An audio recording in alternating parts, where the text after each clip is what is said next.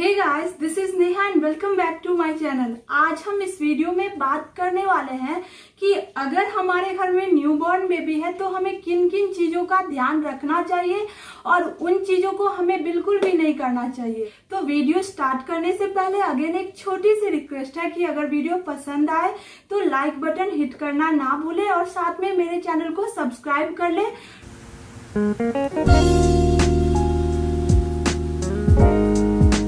जैसा कि हमें मालूम है कि इंडिया में अराउंड 27 मिलियन बेबीज बॉर्न होते हैं और ये जो नॉर्मल बच्चे होते हैं उनका वेट 2.8 से 3.2 केजी के बीच होता है।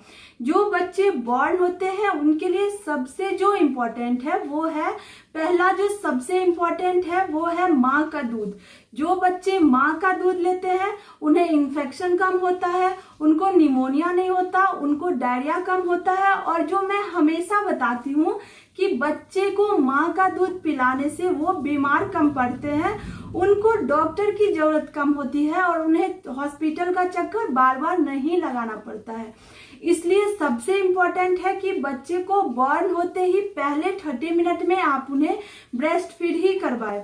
अगर नॉर्मल डिलीवरी है तो बहुत ही अच्छी बात है, लेकिन अगर सी सेक्शन से डिलीवरी हुई है तो भी आप विद इन 1 आवर बच्चे को जरूर ही अपना दूध पिलाएं।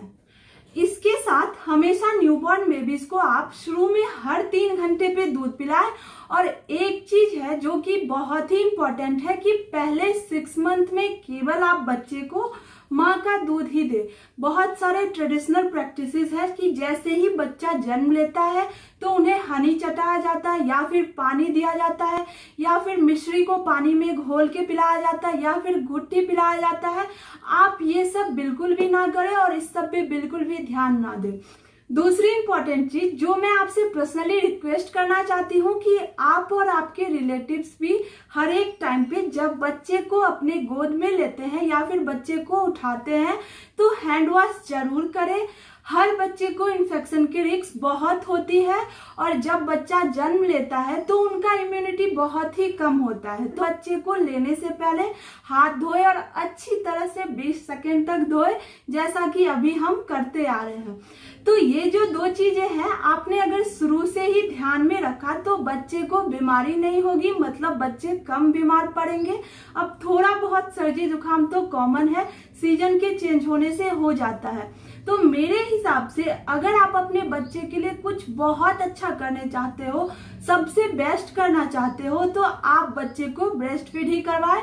ये बच्चे के लिए सबसे बड़ा इंश्योरेंस होता है, ये बच्चे के लिए सबसे बड़ा प्रोटेक्शन है। और दूसरी बात, आप हाइजीन रखिए, यानी कि हैंड वॉश करके ही बच्चे को गोद में लीजिए। इसके साथ आपको और किन किन चीजों का ध्यान रखना है वो मैं आपको बताती हूँ। सबसे पहला है अम्बिलिकल कॉर्ड, जिसे गर्भनाल कहते हैं। जब बच्चा पेट में होता है तो वो माँ से गर्भनाल से जुड़े होते हैं, जिससे पैदा होते ही डॉक्टर काट देते हैं। तो हमें जो ध्यान रखना है कि उस पार्ट को, मतलब कि गर्भनाल वाले पार्ट को, मतलब नाभि वाले पार्ट को गीला नहीं होने देना है। और दूसरी बात कि उस पार्ट पे कुछ भी अप्लाई नहीं करना है, जैसे कि तेल या फिर लोशन, ये सब कुछ उस पार्ट पे नहीं लगाना है, क्योंकि वो पार्ट बहुत ज्यादा सेंसिटिव होता है। तो ऐसे में वो इन्फेक्शन कैच कर सकता है और फिर उसे अपने आप ही सूखने दे। बच्चे को बहुत ही परेशानी हो सकती है अगर वो गीला होगा, उस पर आप कुछ तेल वेल लगाए तो।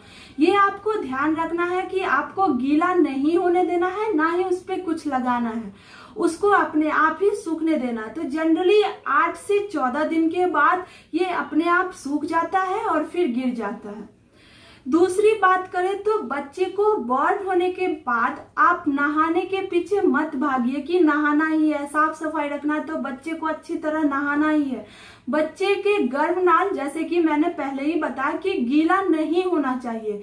आप गर्भनाल गिरने दें, उसके बाद ही बच्चे को नहाएं। तब तक के लिए आप क्या करें, लगभग 1 वीक तक या फिर 15 दिन तक आप बच्चे को स्पंज बाथ ही दें, यानी कि बच्चे को केवल पोछे। क्योंकि हो सकता है कि बच्चे को नहाने से बच्चा ठंडा पड़ सकता है, जिससे और कई भी बीमारी होने की चांसेस बढ़ जाती है। इसके साथ मालिश भी आप 1-2 वीक के बाद ही करें। सबसे जरूरी है माँ का दूध, तो केवल ब्रेस्ट फीड करवाने पे फोकस करिए। जब आपका बच्चा थोड़ा सेटल हो जाए, मतलब 15 दिन का बच्चा जब हो जाए, तो आप धीरे धीरे ये सब स्टार्ट कर सकते हैं। मतलब कि तब आप बच्चे को थोड़ा थोड़ा नहा सकते हैं या फिर उसे मालिश कर सकते हैं। तीसरी बात जो बहुत इंपॉर्टेंट है वो है डायपर। तो अगर आप अपनी न्यूबॉर्न बेबीज को डायपर पहनाते हैं तो सबसे पहली बात है कि आप अच्छी डायपर लेकर आए, मतलब कि किसी अच्छे ब्रांड की लेकर आए जो जेल बेस्ड डायपर होती है, जिसमें एब्जॉर्बिंग कैपेसिटी बहुत ज्यादा होती है। इसके साथ आप बच्चे के डायपर को हर 3 घंटे पे बदलिए, और अगर बच्चा पॉटी कर देता है तो आप इमीडिएटली डायपर को चेंज करिए। कई बार होता है कि न्यू मॉम्स को लगता है कि अभी तो पहनाया था, फिर थोड़ी देर रुक जाती हूँ फिर चेंज करूंगी। आप ऐसा नहीं करिए, क्योंकि बच्चे की स्किन इतनी सेंसिटिव होती है कि अगर गंदे डायपर में ज्यादा टाइम रहेंगे तो उन्हें रैशेस हो जाते हैं, और इससे बच्चा काफी परेशान हो जाता है। वो इरिटेट होने लगते हैं, बहुत ज्यादा चिड़चिड़ाने लगते हैं, बहुत ज्यादा रोने लगते हैं। तो आप ऐसा बिल्कुल नहीं करिए, इससे वो भी परेशान होंगे और आप भी साथ में परेशान होंगे। इसके बाद अगर न्यूबॉर्न बेबीज की वेट के बारे में बात करें, क्योंकि लोगों को बहुत टेंशन होती है, तो शुरू में बच्चे का वेट 5 से 7% कम होता है। जैसे कि अगर बच्चा 3 केजी का हुआ है, मतलब बर्थ टाइम पे उसका वेट 3 केजी है, और आप 5-7 दिन बाद चेक कराने जाते होंगे तो उसका वेट 2.8 से 2.9 केजी होता है। तो इसमें डरने की बात नहीं है, ये सारे बच्चे को होता है, ये बहुत ही कॉमन है। लेकिन इम्पोर्टेंट बात ये भी है कि बच्चे का बॉर्न वेट जो होता है वो 7 से 10 दिन में वापस आ जाना चाहिए। अगर बच्चे का वेट 10 दिन में वापस नहीं आ रहा है और बच्चे का कंटिन्यूअसली वेट गिरे जा रहा है, तो आप अपने डॉक्टर से ही सलाह लें। तो इसके लिए आप अपने बच्चे को शुरू में हर 3 घंटे पे दूध पिलाते रहिए, बच्चा अपने आप ही वेट गेन कर लेगा। इसके बाद काफी सारे न्यू मॉम्स को टेंशन रहता है कि मेरा बच्चा दूध नहीं पीता, वो हमेशा सोया ही रहता है, तो ऐसे में क्या होगा। दूध पिलाने के बाद भी दूध नहीं पीता है, तो आप क्या करिए, शुरू में बच्चे को हर 3 घंटे पे दूध दीजिए। इससे क्या होगा कि बच्चा बहुत ज्यादा यूरिन पास करेगा। जो बच्चा 24 घंटे में 6 से 10 बार यूरिन पास किया, तो मतलब साफ है कि बच्चा अच्छे से दूध ले रहा है, मतलब बच्चा अच्छी तरह दूध पी रहा है। अब अगर बच्चे की पॉटी के बारे में बात करें, तो अगर बच्चा दिन में 10 बार पॉटी करेगा तो वो भी नॉर्मल है, और अगर 3 दिन में 1 बार ही करेगा तो वो भी नॉर्मल है। यानी कि बच्चे की पॉटी के नंबर को देख के आप बिल्कुल टेंशन नहीं लीजिए। शुरू में वो एडजस्ट कर रहे होते हैं, वो फीडिंग को एडजस्ट कर रहे होते हैं, तो ऐसा होता है। इसके साथ न्यूबॉर्न बेबीज में जो कॉमन है वो है कि बच्चा थोड़ा सा ज्यादा रोएगा, बच्चा थोड़ा सा दूध निकालेगा, मतलब स्पीड अप करेगा, या फिर बच्चे को गैस होगी। तो ये सब नॉर्मल है, इन सब का होना सारे बच्चे में कॉमन होता है, आप बिल्कुल भी नहीं घबराइए। नेक्स्ट इंपॉर्टेंट पॉइंट की बात करें तो कभी भी छोटे बच्चे को आप अकेला नहीं छोड़िए, मतलब न्यूबॉर्न बेबीज को कभी भी अकेले नहीं छोड़ना चाहिए। आपको हमेशा अपनी निगरानी में रखना चाहिए। अगर आप खुद है तो सबसे अच्छी बात है, लेकिन अगर आपको कोई काम है, जैसे कि आपको वॉशरूम जाना होगा या फिर नहाने जाना होगा, तो ऐसी कंडीशन में आप किसी न किसी को बिठा के जाइए, क्योंकि छोटे बच्चे को कभी कभी बहुत ज्यादा डर हो जाता है, या फिर वो रोने लगते हो ज्यादा, या फिर वो उल्टी ही कर देते हो, या फिर पॉटी ही कर देते हो। तो इस सब कंडीशन में किसी एक पर्सन का रहना एकदम ही जरूरी है। नेक्स्ट जरूरी चीज है कि आप अपने बच्चे को अभी क्राउडेड प्लेस पे लेकर नहीं जाए। अभी के लिए आप उस प्लेसेस को, उस फंक्शन को, या फिर कहीं भी जाना हो तो अवॉइड करें, क्योंकि वहां काफी सारे लोग होते हैं, जिससे क्या होगा कि बच्चे को इन्फेक्शन की चांसेस बढ़ जाएगी, इससे बच्चा बीमार पड़ सकता है। इसके साथ जैसे ही बच्चे बॉर्न होते हैं तो बहुत सारे रिलेटिव बच्चे से मिलने हॉस्पिटल आते हैं, या फिर घर पे आके देखते हैं कि बच्चा कैसा है, कैसा हुआ है, क्या हुआ है। तो इस कंडीशन में क्या करें, जैसे ही लोग अगर हॉस्पिटल में आते हैं तो उन्हें आप थोड़ी देर के लिए बाहर रुकने के लिए कहिए, जैसे वेटिंग रूम में बैठने के लिए आप बोल सकते हैं। इसी तरह से जब बच्चे को मिलने लोग घर आते हैं तो आप उनको दूसरे रूम में पहले थोड़ी देर बैठने के लिए कहिए। इससे क्या होगा, जर्म्स डायरेक्टली बच्चे को इन्फेक्ट नहीं करेगा। इसके साथ बच्चे को लेने से पहले आप उन्हें कहिए कि अपना हैंड सैनिटाइज जरूर ही करें।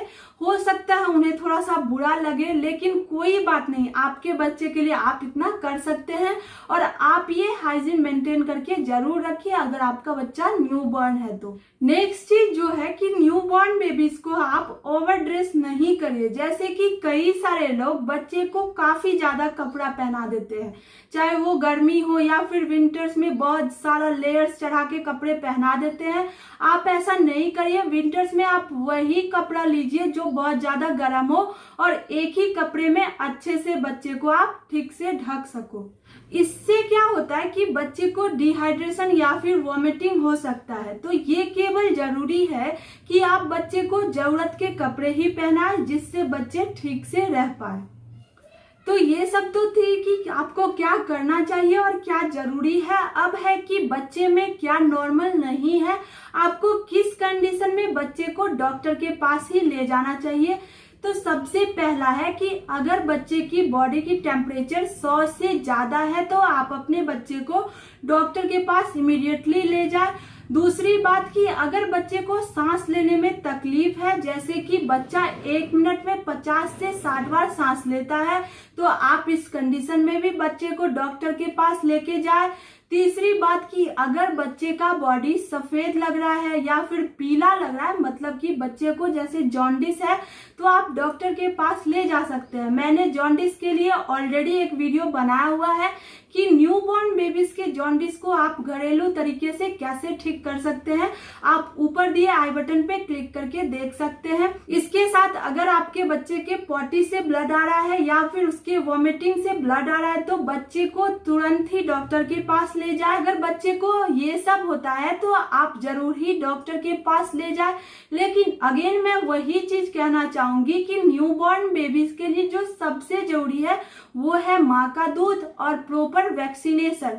तो आप अपने बच्चे को माँ का दूध जरूर पिलाएं। तो ये सब कुछ टिप्स थी जो आपको करना है, क्या आपको नहीं करना और किस कंडीशन में आपको बच्चे को डॉक्टर को दिखाना है। अगर आपको ये वीडियो पसंद आया हो तो इसे लाइक जरूर करना और न्यू पेरेंट्स के साथ इसे ज्यादा से ज्यादा शेयर करना, जिससे उनकी भी हेल्प होगी और हमारी रीच उन तक पहुंच पाएगी। तब तक आप अपने और अपने बच्चे का ख्याल रखिए। मिलते हैं आपसे फिर किसी नए टॉपिक के साथ। सी यू सून।